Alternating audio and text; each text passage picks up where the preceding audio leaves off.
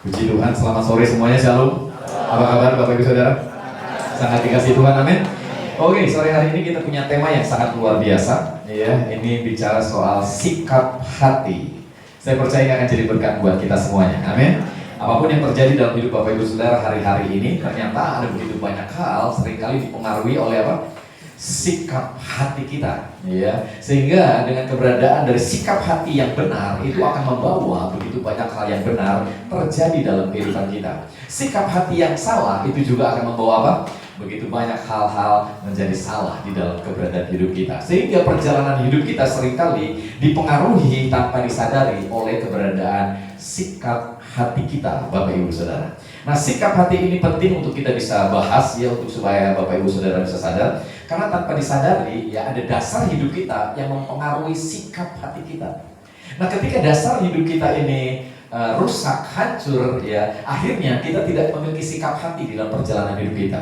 Ketika masalah persoalan datang, ketika hal-hal yang keberhasilan datang dalam hidup kita, seringkali itu mempengaruhi keberadaan kita. Ya, kadang-kadang orang yang berhasil tiba-tiba jadi sombong, betul nggak Bapak Saudara? Dia ternyata punya sikap hati yang salah, karena keberhasilan itu sesungguhnya adalah anugerah, amin. Nah, yang lebih parah lagi, ketika dia gagal, dia tidak mengakui itu kesalahan dia mengakui kesalahan orang lain. Ya, akhirnya apa yang terjadi?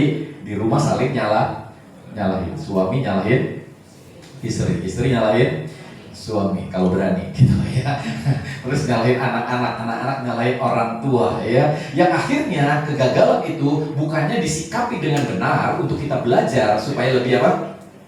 Ya, lebih memahami kegagalan ini disebabkan oleh apa gitu. Tapi justru akhirnya ya kegagalan itu merusak keberadaan situasi yang seharusnya tidak terjadi. Ini semuanya dimulai dari sikap hati. Ya. Nah, sikap hati dipengaruhi oleh dasar dari pemahaman apa yang kita miliki, Bapak Ibu Saudara. Sehingga ketika saudara memiliki sikap hati yang benar, itu biasanya dimulai dari keberadaan dasar daripada apa yang datang, yang masuk dalam diri kita. Ya. Dan saya pastikan kita sebagai orang-orang percaya, dari dasar hidup kita adalah firman Tuhan. Amin. Semakin banyak saudara menangkap, meresapkan keberadaan firman Allah dalam hidup saudara, semakin saudara menyadari ada begitu banyak hal yang luar biasa yang mengubah hati saudara. Akhirnya saudara memiliki sikap hati yang luar biasa, yang akhirnya membawa keberadaan keberhasilan demi keberhasilan. Bahkan ketika kegagalan terjadi pun, saudara tidak lagi dipenuhi dengan apa? Kekhawatiran, ketakutan dan lain sebagainya. Karena saudara punya sikap hati yang benar. Bahkan melalui kegagalan yang ada, saudara bisa semakin bertumbuh, memahami apa yang harus saudara lakukan untuk kedepannya menjadi lebih baik. Amin. Iya, sehingga tidak lagi di dalam kegagalanmu semakin terpuruk, semakin hancur ya. Karena hari-hari ini orang ketika salah di dalam menyikapi kegagalan, banyak saudara mereka mengalami kehancuran. Iya. Sehingga akhirnya mereka nggak ngerti lagi mesti lakukan apa. Ya, kita akan sama-sama baca bahwa dalam Amsal 4 ayat yang ke-23. Ya, Amsal pasal yang ke-4 ayat yang ke-23. Ya, kita bisa perhatikan di situ. Ya, dikatakan di situ dengan sangat jelas, jagalah hatimu dengan segala kewaspadaan, karena dari situlah terpancar apa? Kehidupan. Ada banyak orang hari-hari ini seringkali bisa menjaga ya segala macam yang harus dijaga, termasuk menjaga kecantikan wajahnya, kegagahannya, ya dan lain sebagainya. Tapi mereka kadang-kadang suka lupa jaga apa? Menjaga hatinya. Karena ternyata ada begitu banyak kelemahan dalam keberadaan kehidupan, bukan karena kita tidak merawat wajah kita, tidak merawat tubuh kita, tapi kadang-kadang kita tidak menjaga apa? Hati kita. Ya. Sehingga Amsal berkata, jagalah hatimu dengan segala kewaspadaan. Hati-hati. Kenapa? Karena dari situlah terpancar kehidupan. Nah, ketika kita tidak menjaga hati kita, akhirnya seringkali kita ya banyak memunculkan sikap hati itu muncul di dalam apa? Kelakuan. Karakter kita mulai diubahkan melalui keberadaan sikap hati yang ada. Ya. Dan ini semuanya terjadi Bapak Ibu Saudara oleh karena tanpa kita sadari kita nggak pernah menjaga hati kita. Harusnya kita tetap jaga. Amin. Iya, saya gelirkan saudara, jaga hatinya. Amin. Iya, jangan mukanya aja, jangan mobilnya yang dijaga ya. Jangan rumahnya aja, jangan usahanya aja. Tapi apa? Hati kita juga. Amin. Supaya kita tetap memiliki hati yang luar biasa sehingga akan memunculkan sikap hati yang akan berdampak luar biasa di dalam perjalanan hidup kita. Sehingga ketika tantangan datang, masalah sikap hati kita lah yang menentukan apa yang harus kita respon. Amin. Iya, sehingga dengan demikian ini akan membuat ada sesuatu yang berbeda di dalam perjalanan kehidupan kekristenan kita. Karena kalau diperhatikan ada banyak orang sikapnya ketika tantangan datang, masalah datang, orang Kristen sama orang yang nggak percaya pun sama kadang-kadang. Iya, harusnya kita beda. Amin. Ya, ini kata-kata bagus. Senggol kira-kira. Harusnya kita beda. Ya. Sikap hati kita itu yang menentukan kita. Jadi ketika ada kejatuhan, kegagalan, keberhasilan apapun, itu tidak mempengaruhi kita sepenuhnya untuk melakukan sesuatu tindakan yang keliru. Amin. Iya. Ya, kalau udah diberkati, meremehkan orang lain, ya kan gitu. Ya, nyombongin diri. Ya. Terus kalau lagi gagal, nyalahin orang lain. Kadang-kadang jadi minder. Ya. Makanya tadi kan ada kata-kata dari Bro Sony kan ngomongnya kayak gitu ya. Orang-orang kadang-kadang ketika responnya salah ya kayak gitu. Kalau punya masalah, punya pergumulan, harusnya jangan jauh dari Tuhan, karena hanya Tuhan yang bisa menolong. Amin. Iya, ya. Kita jangan terpuruk itu dari sikap hati. Karena kan nggak percaya bahwa Tuhan sanggup melakukan segala perkara. Jadi kalau lagi punya masalah justru harus lebih apa? Lebih dekat sama Tuhan. Amin.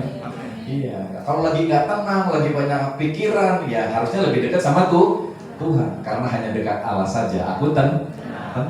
Ya, ini mau lari ke sana, lari ke sini, cari ketenangan. Enggak, hanya dekat Allah saja aku tenang. Amin. Iya, jadi kalau lagi kacau itu merem, nyamperin Tuhan, ya, panggil Bapamu yang baik itu. Amin. Iya, karena Dia memahami akan keberadaan hidup kita. Jadi Amsal mengingatkan kepada kita, jaga hati kita dengan segala kewaspadaan. Karena tanpa disadari itu akan memunculkan sebuah kehidupan mengalir dari kehidupan kita. Iya. Jadi bangun pagi ketika masalah persoalan datang, jaga hati, tetap mengucap syukur. Amin. Iya. Jangan dikagetkan dengan situasi kondisi yang ada, karena situasi kondisi yang ada tidak bisa dipengaruhi oleh kita, tapi kita punya Allah yang bisa mempengaruhi situasi dan kondisi. Amin. Iya. Jadi kita terus mempercayai Tuhan bahwa segala sesuatunya ada Tuhan gitu. Nah, ini yang jadi dasarnya. Firman Tuhan, kita punya Tuhan. Akhirnya ketika kita meyakini benar tentang keberadaan Tuhan kita yang luar biasa, yang sudah melakukan begitu banyak perkara yang luar biasa, maka yang terjadi hati kita tenang. Sekalipun tantangannya besar, sekalipun situasinya mungkin kita tidak bisa atasi, tapi kita punya Allah yang besarnya luar biasa, dan ini mempengaruhi sikap hati kita. Percaya, ya. Jadi hari-hari ini kalau saudara masih suka baperan, ambekan, saudara nggak jaga hati, berarti juga saudara kurang dengar firman. Harus baca firman, amin. Iya, saya lagi dia baca firman. Ya, saya percaya di sini kan di grup WA kan ada firman Tuhan terus yang dimunculin kan, ada ayat-ayat, baca dong, amin. Iya, jangan cuma lewat gitu kan. Ngapain juga dimunculin, dibaca supaya minimal saudara kalau nggak ngerti bisa nanya juga, amin. Iya, akhirnya kita menemukan firman. Ya, jangan ngegosipin orang. Amin. Iya, ini lebih demen ngegosipin orang daripada bicarain firman. Padahal banyak firman Allah yang bisa kita bicarakan sampai kita nggak sempat gosipin orang, gitu. Iya, karena itu berguna buat kita. Nah, Yohanes pasal yang ke-10 ayat yang ke-10 berkata demikian, saudara. Yohanes pasal yang ke-10 ayat yang ke-10. Ya, semuanya diberkati, amin. Oke, dikatakan di sini, pencuri datang hanya untuk mencuri dan membunuh dan membinasakan. Aku datang supaya mereka mempunyai apa? Hidup dan mempunyainya dalam segala kebenaran.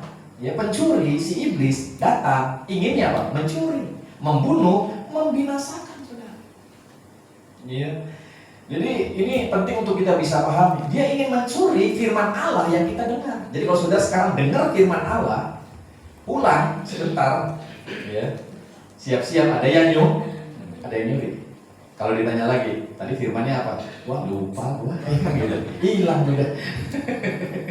Ya, difoto enggak, direkam enggak, ditulis enggak, saudara. Ya, lupa tadi. Amsal berapa tadi? Lupa semuanya kan gitu. Ya, jadi ada hal-hal di mana kita tanpa disadari, ternyata kita nggak punya kekuatan apa-apa. Kalau bisa diapalin, amin. Iya. Jadi ketika saudara menghadapi tantangan masalah, itu muncul dalam diri kita. Iya. Sehingga itu akan menjadi kekuatan kekuatan, menjadi dasar yang teguh di dalam diri kita. Karena kalau dasar ini dihancurin, coba saudara, rumah dasarnya dihancurin, itu kayak rumah kena longsor, iya kan? Langsung apa? Rempiak gitu. Ya, saudara sih kelihatannya gagah, lagi banyak duit, pas lagi kena masalah, rempiak langsung udah. Ya, gitu. Itu kadang-kadang kalau saudara ngelihat orang-orang yang lagi lemah, perkasa itu, wah saya kagum banget. Kenapa? Dalam kelemahan dia perkasa. Tapi ini orang-orang yang kelihatannya tadinya hebat, tiba-tiba jatuh langsung apa? Ini ngegoser nangis kayak anak kecil, ya kan begitu ya. Ya, begitu banyak hal yang memalukan begitu kan, gitu. Ini kenapa? Karena dasarnya nggak ada, saudara. Tapi buat kita yang dasarnya kuat, tantangan boleh datang, masalah boleh datang, karena kita hidup di dunia selalu ada tantangan, ada selalu masalah. Ya. Saudara bangun pagi pakai baju itu sebuah masalah. Ketika saudara keluar, orang lain ngomong, loh kok bajunya warna merah, emang image-nya sekarang? Gitu kan? Ya enggak lah gitu ya. Walaupun enggak sekarang gue mau pakai baju merah, emang kenapa? Amin. Iya, kalau saudara nggak kuat, kira-kira gimana? Nangis masuk ke dalam ganti baju, ya kan gitu. Ya ngapain juga lagi gitu. Ya, kenapa? Karena kita tidak memiliki dasar yang kuat. Belum lagi yang lainnya. Dengar perkataan orang lain, dengar nyinyiran orang lain. Ya. Apalagi saudara yang aktif di medsos, wah ini seru, ya kan gitu. Kalau saudara nggak kuat, mendingan tutup medsos, ya kan gitu. Ya kenapa? Karena ini bermasalah buat kita. Nah, Tuhan ingin kita sadar bahwa pencuri datang hanya untuk mencuri firman Allah, mencuri dasar yang ada di dalam diri kita. Jadi akhirnya kita nggak punya dasar. Ketika saudara punya masalah pasti hancur, gitu. Ya, saudara sikap hatinya nggak sesuai lagi dengan sesuai firman Allah. Harusnya kita tetap kuat, amin. Karena nggak ada masalahnya. Akhirnya saudara mempersalahkan banyak orang, suaminya disalahin, lah dianya yang banyak utangnya, suaminya yang disalahin. Lah dia yang banyak belanjanya, suaminya yang suruh kerja, ya kan gitu. Ya. Sekarang atau terbalik, suaminya yang nggak benar, istrinya yang disalahin. Iya kan? Dengan segala keberadaannya gitu loh saudara. Ya, akhirnya apa yang terjadi? Rumah tangga ini jadi nggak ada kekuatan. Kenapa? Karena keberadaan dasarnya. Ya. Tapi kalau orang yang dasarnya kuat, saya percaya saudara, ya, ini akan tetap teguh. Amin.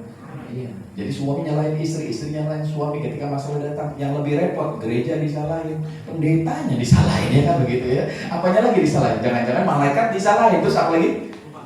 Tuhan disalahin. Kenapa nggak nolong saya? Ya, udahlah nggak usah gereja-gerejaan, nggak usah Tuhan. Iya. Lah apa urusannya, saudara? Gitu. Kita yang punya sikap hati yang nggak benar karena dasar yang nggak kuat, semua disalahin. Iya. Jadi ini situasinya harus kita pahami. Ternyata kita nggak punya dasar. Pencuri datang untuk mencuri dasar yang kuat yang harusnya kita miliki. Firman Allah yang kita dengar yang harusnya menjadi kekuatan dicuri sama dia. Kita nggak punya dasar, kita nggak punya keyakinan. Bahkan ketika ada ayat-ayat yang muncul, Allah akan memenuhi segala keperluanmu menurut kekayaan dan kemuliaanmu gitu. Terus saudara nangkapnya gimana? Ya, seakan-akan itu mustahil. Oh itu mah untuk si A, itu mah untuk si B, untuk saya mah. Tuhan enggak sayang. Baper saudara. Padahal Tuhan sayang semua orang, bahkan semua bangsa Tuhan sayang. Amin. Tidak ada yang terkecuali. Cuma kitanya nggak punya dasar untuk meyakini. Akhirnya ketika kita nggak punya dasar untuk meyakini firman Allah, maka yang terjadi adalah sikap hati kita jadi berbeda, tidak sebagaimana yang seharusnya. Dia datang untuk mencuri, pencuri datang untuk mencuri, membunuh bahkan, membinasakan. Ya, imannya dicuri, firmannya dicuri, keyakinannya dicuri. Akhirnya dia merusak keberadaan rumah tangga, dibunuh dan dibinasakan. Rumah tangga terpecah, suami istri terpecah, anak-anak terpecah. Kenapa? Karena kita tidak punya dasar. Tapi Tuhan berkata, aku datang supaya mereka mempunyai hidup dan mempunyainya dalam segala kelimpahan. Artinya kedatangan Tuhan dalam dunia ini memberikan hidupnya bagi keberadaan Bapak Ibu Saudara, ya, supaya kita itu mengalami begitu banyak kelimpahan. Ya, damai sejahtera berlimpah, sukacita berlimpah. Sekalipun tantangan boleh datang, usaha mungkin kembangkan, damai sejahtera tetap kuat, tetap tenang, nggak khawatir, nggak takut. Coba Bapak Saudara, ya kehidupan saudara akan jadi lebih luar luar biasa. Ya, ini penting untuk kita bisa pahami. Ya, kenapa? Karena ada dasar yang kuat. Ya. Markus 13 ayat yang ke-19 berkata begini, Bapak Saudara. Ya. Karena keinginan iblis adalah mencuri, membunuh dan membinasakan. Itu kayak permisalan di dalam Matius 13 ayat 19 dikatakan. Sebab dikatakan apa? Oh sorry, ya. Matius 13 ayat yang ke-19. Sorry, ya. Ini sebuah perumpamaan yang dimana dikatakan dengan sangat jelas di sini, ya, bahwa ketika ada seseorang penabur yang ingin menabur, tiba-tiba datang apa? Burung, ya, untuk mengambil sesuatu sehingga benih itu hilang. Kepada setiap orang yang mendengar firman tentang kerajaan surga tetapi tidak apa? Mengertinya, datanglah si jahat dan merampas yang ditaburkan dalam hati orang itu. Itulah benih yang ditaburkan di pinggir jalan. Jadi si jahat nyuri benih. Jadi ya benihnya dicuri. Dasar firman Tuhannya dicuri. Jadi mencuri firman Kristus yang ada di dalam dirinya dan membiarkan benih yang lainnya tumbuh di dalam diri kita, makanya ini jadi sebuah masalah yang lebih besar. Benih yang harusnya tumbuh dan berbuah, yang tumbuh sekarang hilang. Ya, kadang-kadang kita ngedengar firman kasih karunia, ya tiba-tiba dicuri, lalu dimasukin lagi firman tentang hukum Taurat, makanya muncul itu. Ya. Makanya suami istri kadang-kadang berantem. Kenapa? Karena usaha diri yang mereka coba lakukan untuk mendapatkan kebaikan Tuhan. Makanya suami istri kadang-kadang suka ributnya tuh, ya sepi. Lu nggak doa sih. Ya, lalu suami bilang, gua doa. Terus ngomongnya gimana nih? Doanya sebentar sih, katanya begitu. Ya. Karena dia berpikir kalau banyak doa banyak berkat. Sedikit doa sedikit berkat. Enggak berdoa enggak ada berkat. Padahal berkat datangnya dari mana? Tuhan yang ngasih sama kita. Amin. Ya. Kalau saudara banyak doa, banyak berkat, kenapa enggak doa dari pagi sampai malam aja? Jadi kaya raya, saudara. Ya. Kenyataannya kan enggak, saudara. Kenapa? Karena doa itu adalah ucapan syukur karena Tuhan sudah memberkati saudara. Jadi nggak ada sistem transaksional di dalam Tuhan. Yang ada adalah ucapan syukur. Tapi kalau hukum Taurat yang saudara percayai untuk supaya saudara diberkati, maka yang ada adalah usaha diri bagaimana caranya untuk berkenan kepada Tuhan. Padahal saudara sudah berkenan bukan karena usaha diri saudara, tapi karena usaha siapa? Usaha Kristus yang sudah menanggung segala dosa dan kesalahan saudara. Amin. Jadi doa itu seberapa banyak yang kau berdoa adalah ucapan syukur karena kau sudah menikmati begitu banyak kebaikan Tuhan. Amin.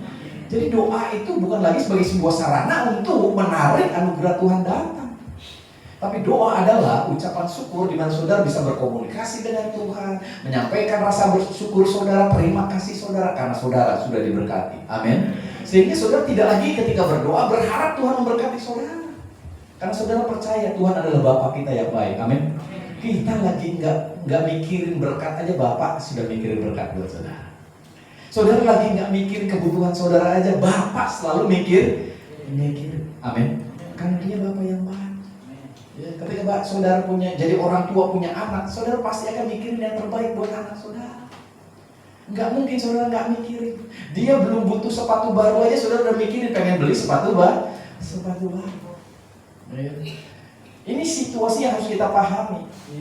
Dia ingin seperti ini, tapi pencuri datang, mencuri benih ini. Akhirnya kita tidak lagi memiliki kekuatan di dalam pemahaman kita. Jadi akhirnya kita tidak lagi mempercayai tentang Bapa yang baik, yang luar biasa ini. Sehingga dasarnya nggak kuat, saudara. Nah kalau dasarnya nggak kuat, maka kita akan memiliki sikap hati yang kadang-kadang jadi keliru memandang apapun dalam diri kita hari-hari ini. Maka keluaran kita ini luar biasa. Dia akan terus mencuri. Damai sejahtera kita dicuri. Pagi-pagi orang harusnya bangun dengan ucapan syukur. Tapi gara-gara itu gelas pecah, sukacitanya hilang. Nyalahin siapa? Iya, kiri kanan saudara. Siapa yang naruh gelas di meja lah? Emang naruhnya mesti di mana? Ya kan begitu. Gara-gara saudara yang nyenggol, ya harusnya naruhnya di tengah, jangan di pinggir. Semua disalahin. Ketika saudara kepentok meja, siapa yang naruh meja di sini? Lah meja mah udah ada di situ dari sorenya juga. Iya. Meja disalahin. Padahal saudara yang salah. Damai sejahtera mungkin hilang. Tapi kalau saudara punya sikap hati yang benar, aduh ya, lagi melek saya. Ya, jadi saudara belajar, saudara paham meja mah geus dibakar lagi IDD gitu ya. Jadi jangan disalahin meja, malah kenapa yang disalahin jadi meja. Amin. Ya, kenapa? Karena kita punya sikap hati yang salah. Kita nggak punya dasar. Ya, kita dicuri, damai sejahtera dicuri. Bangun pagi pengennya ngomel. Ya. Karena kejadian yang kemarin kita hari ini ngomel lagi. Ya, makanya mak hari-hari ini hati-hati, ibu-ibu hati-hati. Ya, karena selalu ingatnya katanya 10 tahun yang lalu, 20 tahun yang lalu masih ingat. Jadi kalau lagi ribut yang ingat yang tahun berapa? Iya, saudara ingat ya kan kita. Ya, orang lain udah ngampunin, udah ngelupain, sikap hatinya udah enak, saudara masih ingat yang dulu-dulu. Ya. Jadi ini sebuah keberadaan yang akhirnya mencuri damai sejahtera kita. Ya.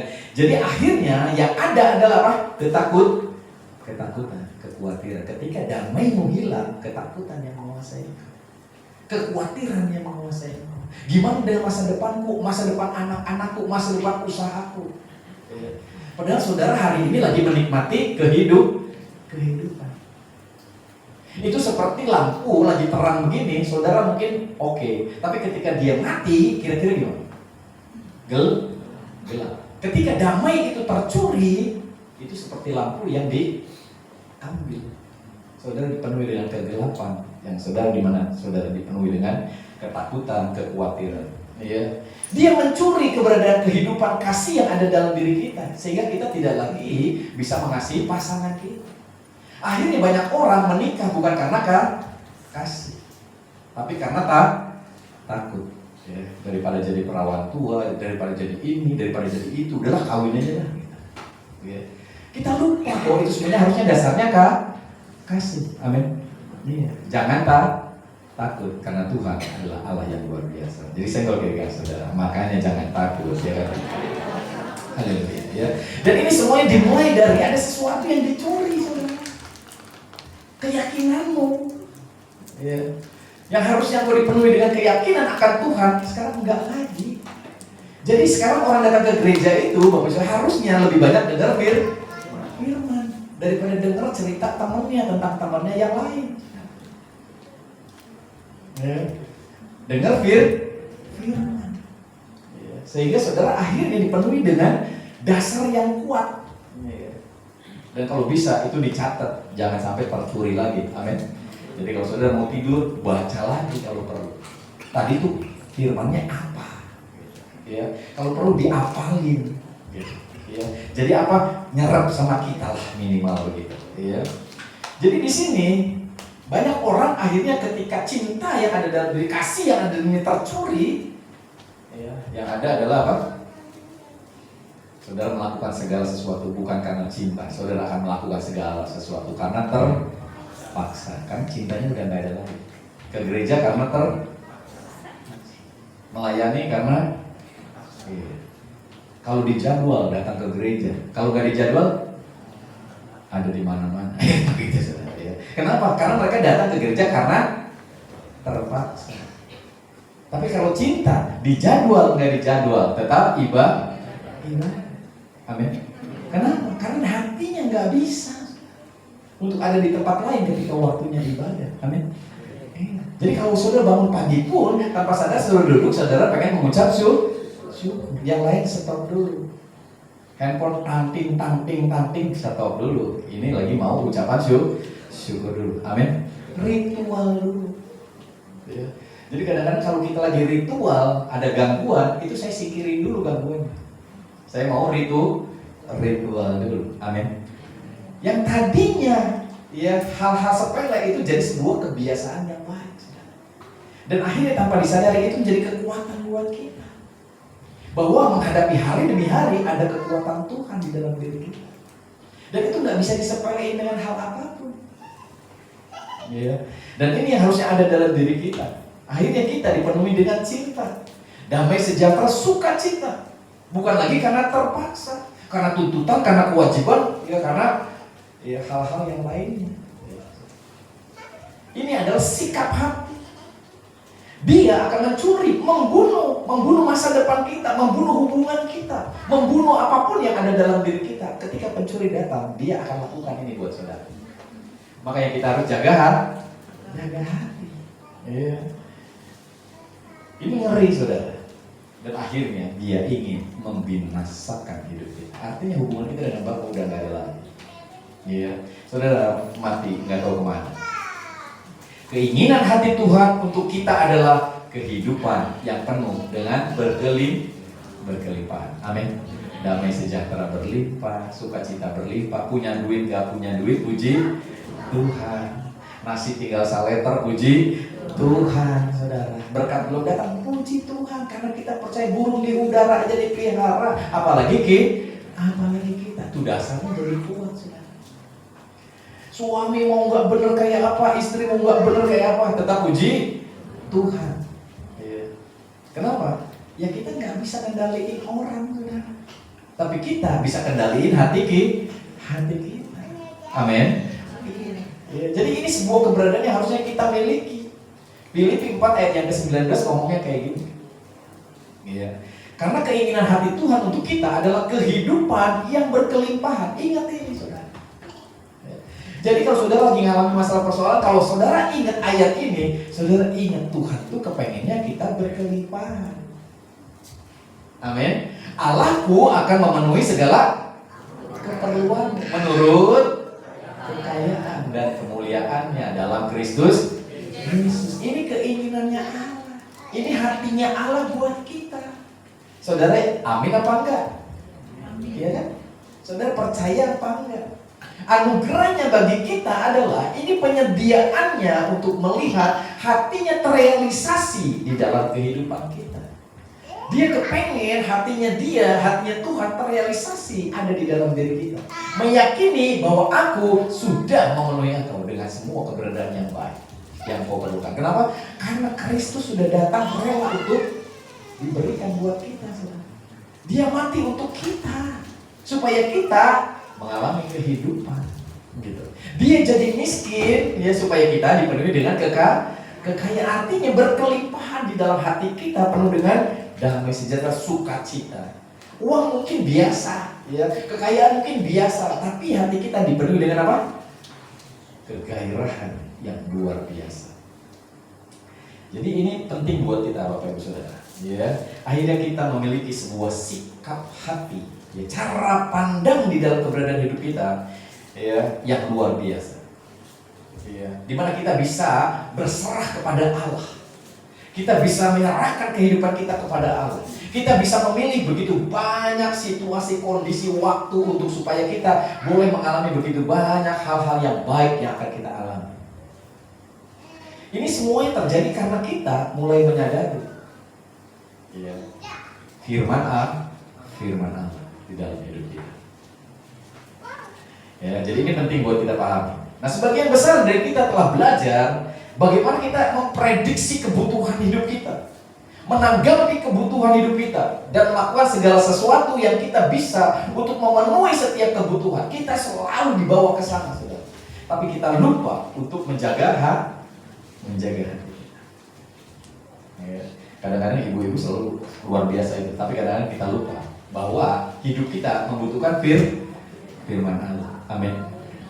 Saudara mungkin membutuhkan ini, saudara ingat membutuhkan itu, saudara ingat ya, nasi beras habis saudara ingat, tepung habis saudara ingat ya, minyak habis saudara ingat, apalagi saudara ya, untuk sesuatu yang saudara. Tapi kadang-kadang untuk firman kita enggak ingat, makanya biasakan untuk selalu ya, baca firman, renungin ya, ambil waktu saudara ya, menikmati. Kadang-kadang kalau yang punya medsos ya, rekamannya didengerin lagi ya. Jangan sampai enggak sama sekali.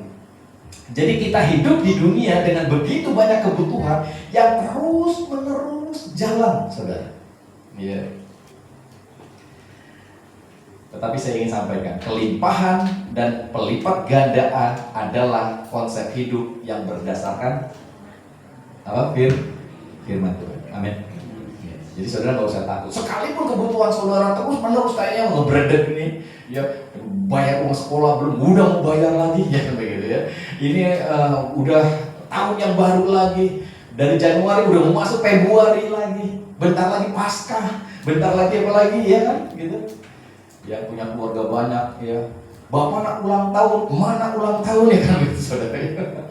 Yang bapaknya ngajak makan di sini, masa emaknya ngajak makan yang sama, ganti lagi ke tempat lain. Saudara. Kita dipenuhi dengan semua desakan-desakan ini dalam hidup kita kadang-kadang. Belum lagi nanti Sinja, gitu kan. Mesti ketemu si ini, ketemu si itu. Yang punya duit sih enak saudara. Beli ini, beli itu, ya kasih sana, kasih sini. Lah kita yang nggak punya, ya kan gitu. Kira-kira gimana? Tetap puji tuh, tetap puji Tuhan. Amin. Iya, karena hati kita penuh dengan kelimpahan dengan damai. Amin. Iya, karena satu ketika ada waktunya saudara juga akan mengalami di mana berkat Tuhan tercurah dalam hidup kita. Amin. Iya, ini penting buat kita. Ya. Jadi kelimpahan dan pelipat gandaan adalah konsep yang berdasarkan firman Tuhan. Nah, kita harus meyakini hal ini dalam diri kita, saudara. Karena kalau enggak bisa. Ya. Kadang-kadang kita tuh selalu salah sangka terus di dalam perjalanan kehidupan kita karena sikap hati kita yang salah.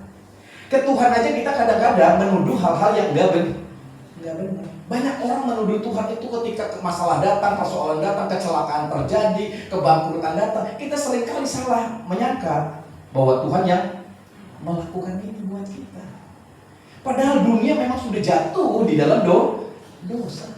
Ya, dunia ini sudah dikutuk, begitu banyak masalah terjadi. Setiap orang kan begitu mengalami banyak masalah ketika hidup di dalam dunia ini. Makanya kalau nggak mau punya masalah katanya, ya udah harusnya nggak hidup di dalam dunia ini.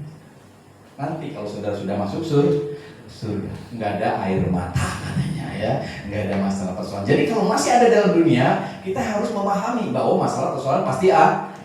Tapi Tuhan berjanji, Dia sekali-kali tidak akan pernah meninggalkan saudara. Amin. Sekalipun di lembah yang kelam, Tuhan ada di situ. Sekalipun saudara dalam kekurangan yang luar biasa, kemiskinan yang luar biasa, Tuhan ada di situ. Ya, tinggal tergantung sikap hati kita. Apakah kita mau mempercayainya? Amin. Ya, jadi jangan salah sangka. Saya nggak saudara. Jangan salah sangka. Ya. Ya. Suatu ketika diceritakan ada sebuah kisah saudara ya. Ini soal salah sangka. Ya. Mungkin kisahnya ini nggak ada sangkut pautnya sama firman, cuma ini sesuatu yang mungkin saudara pernah dengar. Ya. Ada satu keluarga bapak ibu saudara. Ya si suami ini kehilangan istrinya meninggal. Ya. Di malam duka cita itu mereka kumpullah di rumah ya, orang ini. Si suaminya ya nangis penuh dengan duka cita. Ya. Tapi akhirnya dia berhenti ya, dihibur sama orang-orang yang lain, ada tetangganya, ada saudaranya gitu ya. Nggak usah nangis, udah masa depan masih panjang gitu ya. Tapi karena ditinggal kematian, orang menyangka, nah itu dia, menyangka ya, bahwa si suaminya masih penuh dengan duka cita. Nah suatu ketika tiba-tiba suaminya melakukan sebuah tindakan yang orang lain kayaknya, nyangkanya tuh sesuatu yang lebih lagi.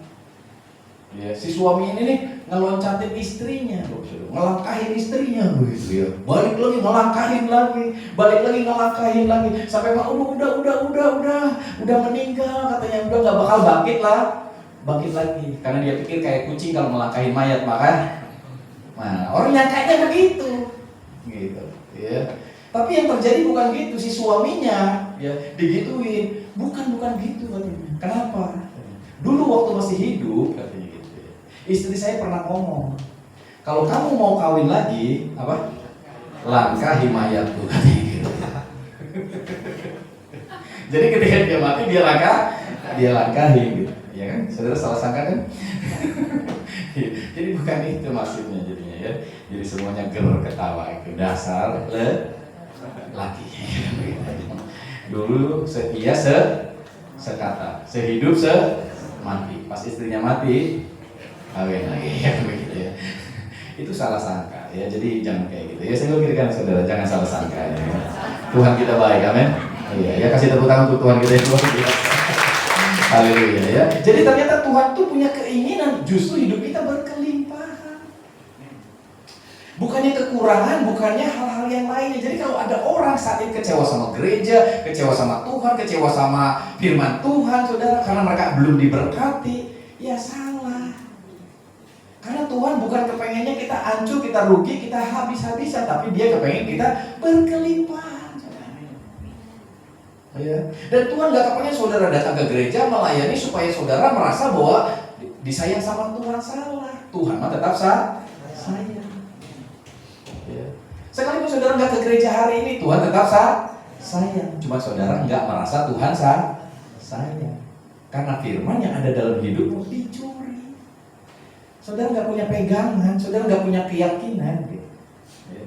Jadi saudara selalu melihatnya kepada masalah, kepada persoalan. Orang-orang yang nangkep firman selalu melihatnya kepada apa? Solusi, kesempatan. Ada sebuah keadaan di mana dia meyakini ada berkat Tuhan di dalam semua kehidupan.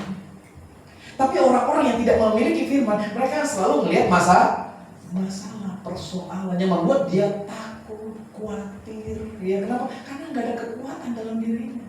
Jadi orang-orang ini butuh nasihat terus. Takut setiap waktu, butuh nasihat setiap waktu. Ya. Tapi orang yang udah punya firman dalam hidupnya, dia nggak perlu takut lagi. Karena dia yakin Tuhan beserta dengan dia. Amin. Masalah boleh gede, tapi Allah kita lebih gede. Amin. Masalah boleh segede gunung, Allah kita lebih daripada gunung. Bahkan Dia bisa meratakan gunung. Ya, tadi ada kisah tentang 5 roti dan 2 ikan. Yuk, kita sama-sama baca ya.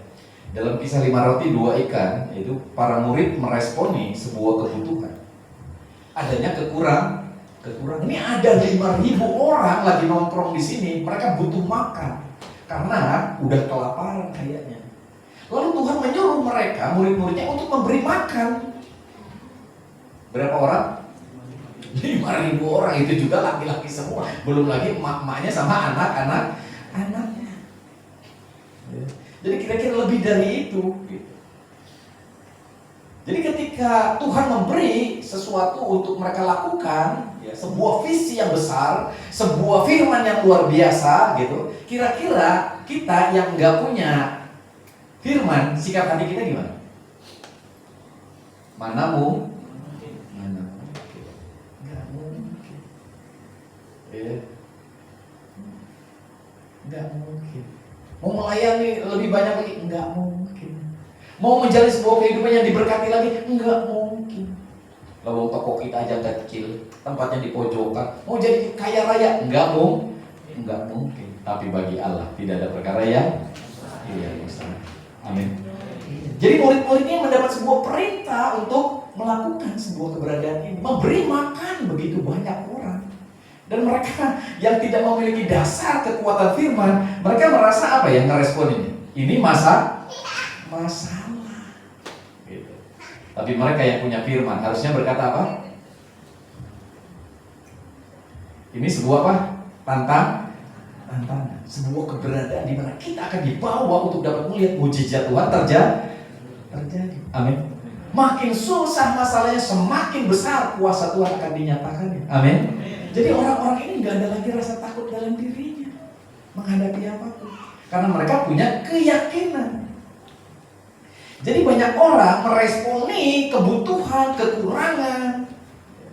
Beda sama Yesus, dia meresponi dengan apa? Prinsip benih firman Tuhan yang dia miliki. Nah, kalau sudah punya benih firman Tuhan yang sudah miliki, ketika tantangan datang, masalah datang, kita tetap tenang. Amin. Iya, baru 20 orang kecil, 200 orang juga Tuhan bisa kasih makan. Amin. Iya. Oh, 200 orang masih kecil, 2.000 orang masih kita bisa kasih makan. Sampai 5.000 orang Tuhan bisa kasih makan. Karena bagi Allah tidak ada perkara yang mustahil. Amin. Iya. Nah, Matius 14 tuh, kita lihat ya. Matius 14 ayat yang ke-16. Makanya di sini saya ingin membawa saudara miliki sikap hati yang benar. Itu harusnya didasari dari firman Tuhan yang saudara dengar. Amin. Ketika firman Tuhan ada dalam hidupmu, yakinlah sikapmu akan nampak. Ketika saudara dikecewakan, saudara di apapun itu, saudara akan memiliki tetap ketenangan, damai sejahtera. It's okay. Ya, nggak mempengaruhi keberadaan sikapmu. Tapi kalau saudara nggak punya sikap yang benar, itu artinya saudara nggak punya kekuatan firman. Saudara baperan, ambekan, ya. Ya, padahal ada begitu banyak hal yang luar biasa yang harusnya saudara miliki. Matius 14:16 berkata, tetapi Yesus berkata kepada mereka, tidak perlu mereka pergi. Kamu harus apa? Memberi mereka makan. Ketika ada sebuah visi, ketika ada sebuah perintah, ketika ada sebuah tantangan, memberi makan 5.000 orang, apa yang kita harus lakukan? Udah mereka suruh pergi aja, masing-masing ke rumahnya, bikin repot kita. Gitu ya. Makan dulu di rumah masing-masing, ya kan gitu ya. Tapi ini jauh rumahnya, kasihan. Makanya Tuhan berkata, tidak perlu mereka pergi, kamu harus memberi mereka makan. Nah, ada perintah lagi, harus ya kasih makan. Ayo, gimana caranya? Ayat 17 dikatakan apa? Jawab mereka, yang ada pada kami di sini hanya 5 roti dan 2 ikan. Artinya apa sih? Nggak cukup. Udah nggak mungkin.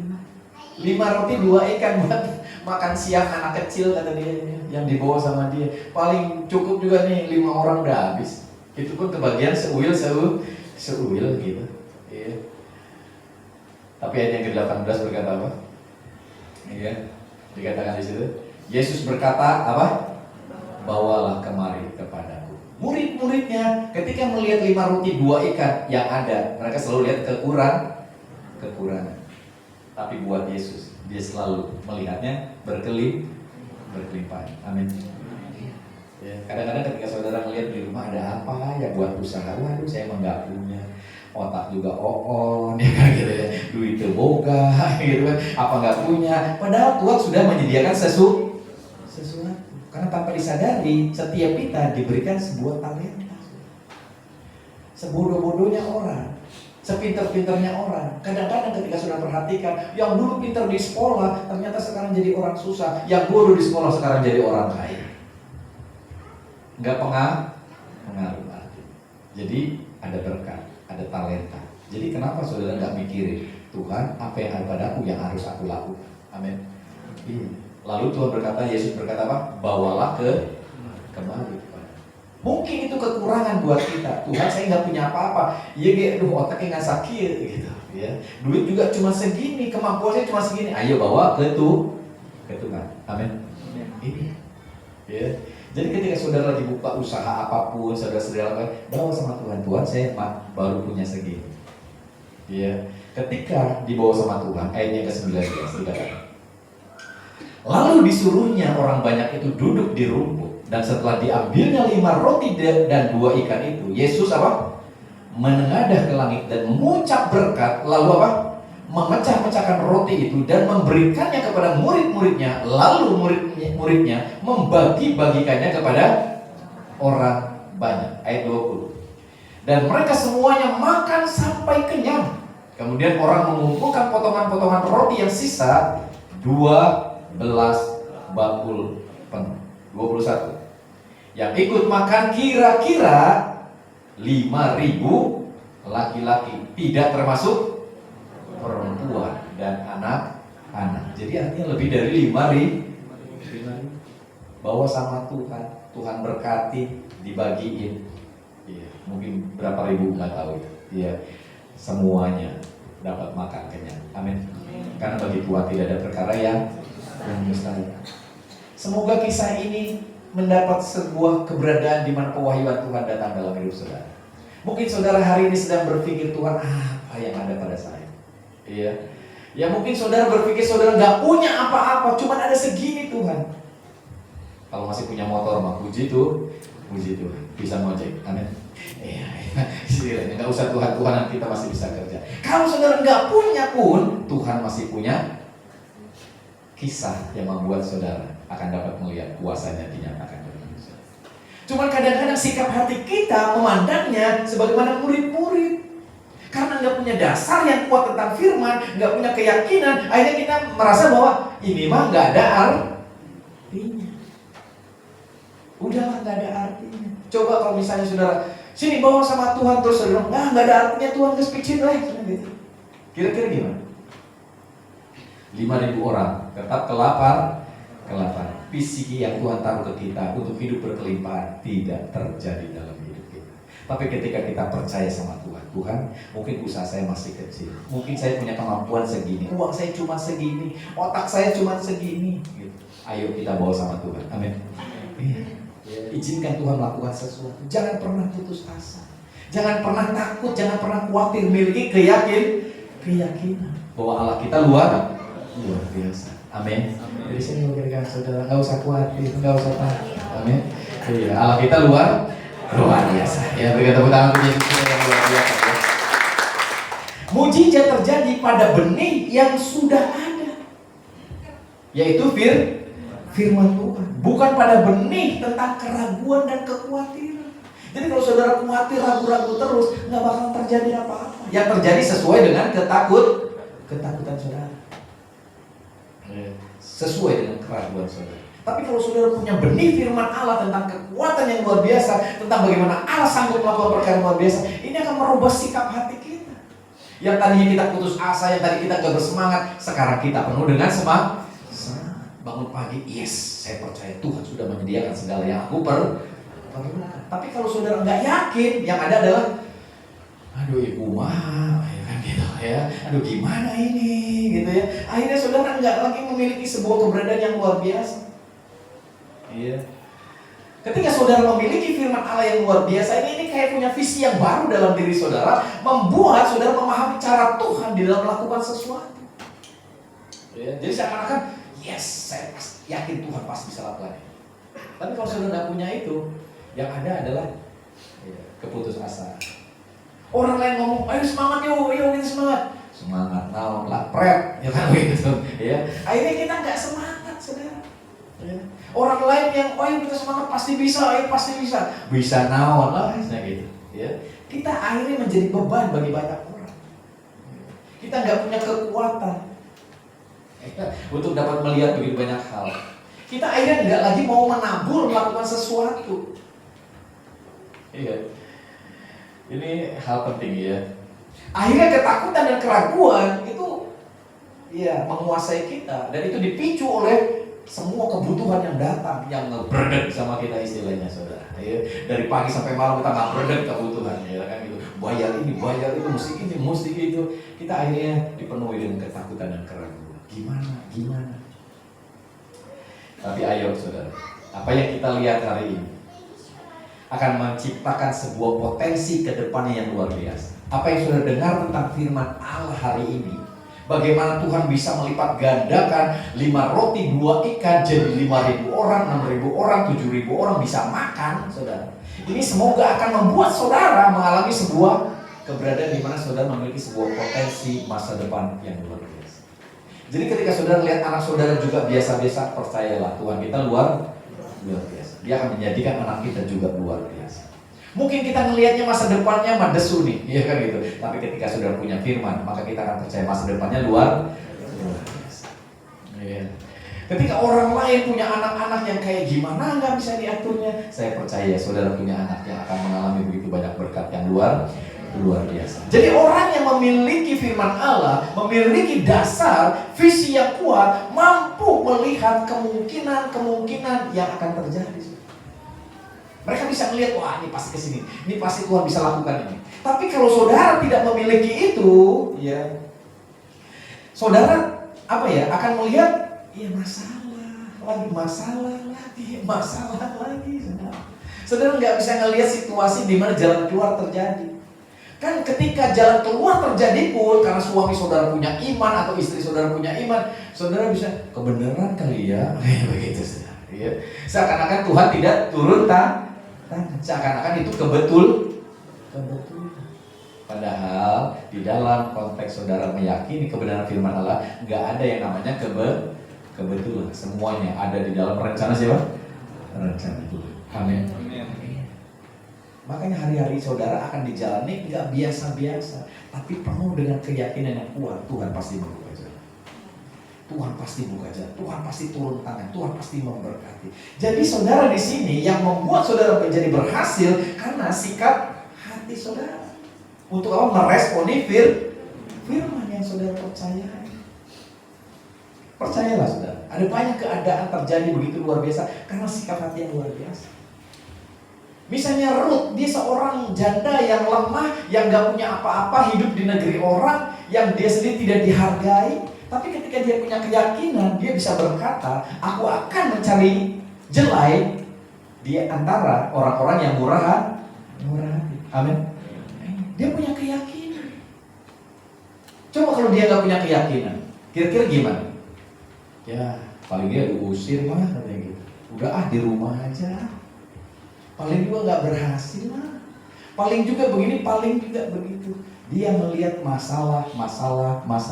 Tapi orang yang punya iman, punya keyakinan, dia melihat apa? Kesempatan. Amin. Iya, karena dia yakin benar Allah luar biasa. Jadi kita akan memiliki sebuah gambaran kemungkinan dari Tuhan bagi hidup kita.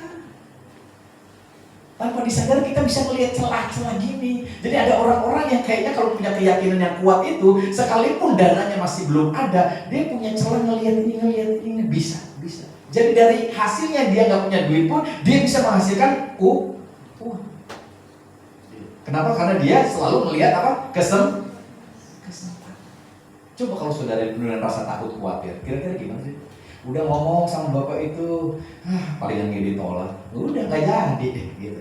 Udah kesini aja, udah palingan gagal, udah nggak jadi. Mau usaha apapun saudara tidak akan pernah berhasil. Karena saudara nggak memiliki sikap hati yang benar, meresponi kebenaran itu. Tapi hari ini ayo miliki itu. Amin. Iya. Jangan sampai dicuri firman Allah. Dasar itu jangan sampai hancur. Dasar firman Allah itu jangan sampai nggak ada dalam diri kita. Ya. Datang ke gereja, ayo karena ucapan syukur. Karena kita percaya ketika kita datang beribadah, saya mau dengar firman Allah dan saya mau diyakini benar bahwa Allahku luar biasa. Ya. Nggak cuma sekedar setor muka, ya. Nggak cuma sekedar terpaksa lah datang karena tugas, ya kan gitu. Ya. Enggak, saudara. Tapi kita mau datang karena ucapan syukur. Karena Tuhan kita luar biasa. Ada firman Allah dalam diri kita yang merupakan sebuah janji yang luar biasa. Ya. Jadi akhirnya kita nantinya termotivasi untuk memiliki begitu banyak kesempatan, mimpi, ya. Bagaimana kita bisa memberi, bagaimana kita bisa melayani, ya. Bagaimana kita bisa memberkati. Akhirnya kita menjalani sebuah kehidupan sesuai dengan apa yang menjadi kehendak Bapa. Saudara menjadi berkat. Saudara menjadi anugerah. Amin. Saudara boleh melihat sebuah keberadaan hidupmu diobatkan karena saudara memiliki firman Allah yang luar biasa. Ya, mengalahkan semua keberadaan dari apa yang saudara hari-hari ini ya termotivasi. Ada banyak orang termotivasi itu bukan karena wah saya mau melayani, saya mau menjadi berkat, saya mau melakukan sesuatu yang luar biasa. Ada orang-orang termotivasi ya untuk jadi takut, khawatir, ya, menimbun akhirnya karena takut, mau berbagi aja takut, mau ngasih aja takut miskin nantinya, ya gitu. Akhirnya firman Allah nggak pernah ada yang jadi. Beri maka engkau akan diberi. Ini boro-boro pengen memberi, maunya apa? Buat aku, gini. Iya. Jadi kalau ada, mau makan nih semua makanan ini, boro-boro mau saling berbagi semuanya buat aku. Lupa sama yang lain. Iya. Kenapa? Karena kita termotivasi dengan ketakutan, kekurangan. Akhirnya yang terjadi adalah ketika masalah persoalan datang, bukannya meyakini bahwa Allah akan turut bekerja, kita malah mengeluh. Kenapa Allah tidak menolong? Nah, artinya saudara hidup saudara berdasarkan kebutuhan, ya, sesuai dengan kebutuhan saudara, tidak sesuai dengan apa? Firman. Amin. Karena kalau dia sesuai dengan firman, maka sikap hatimu juga akan berbeda. Saudara kepengennya jadi berkat.